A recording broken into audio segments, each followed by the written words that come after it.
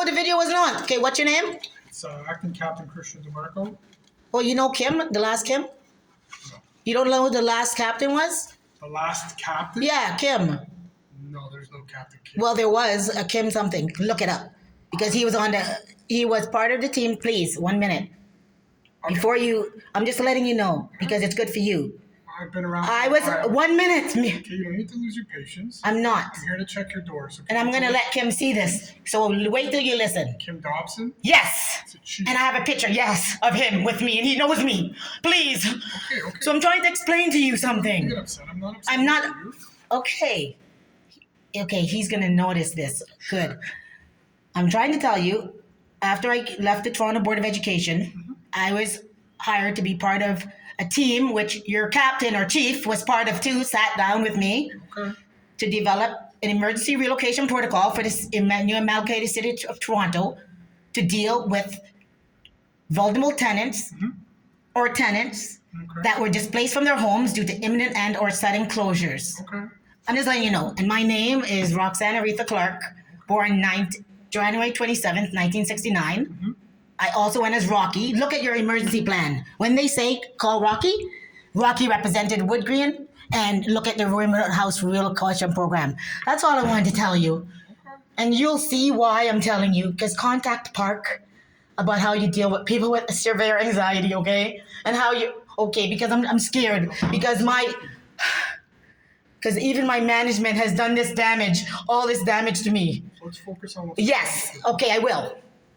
I called yesterday, 311, before 8 p.m., I think, letting them know while I'm moving out a couch, the door that was a fire door came off. Okay?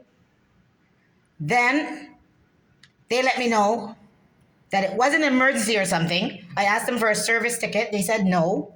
They said it was okay. They gave me the fire and safety, whatever, to call the next day. Okay. Now, the reason I want to tell you that, there's a lot of issues, and it's not just my apartment.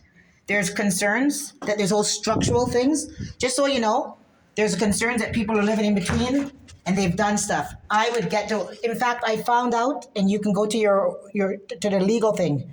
You're supposed to go to the management, and they have this legal thing of all the apartments, all the accesses, all the things. And do you know that you just came up on an elevator that is connected somehow to this, that they took out 2 cables from?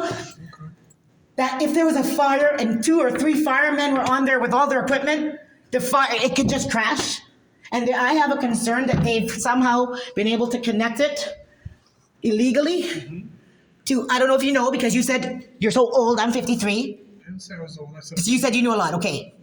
I'm just, 1 minute, because this is important, because I'm scared in case. If it's possible that you can make an elevator go to the top and go a different way and attach to our Fort York one. We used to have a ride, okay? An elevator that can go. Anyways, so what do I do? Because just so you know, before I called 311, I tried to call somebody emergency fire door, thinking that this emergency thing would, that if somebody had an accident in the middle of the night, wouldn't you think? Because I know right after a fire, because I dealt with River and Queen,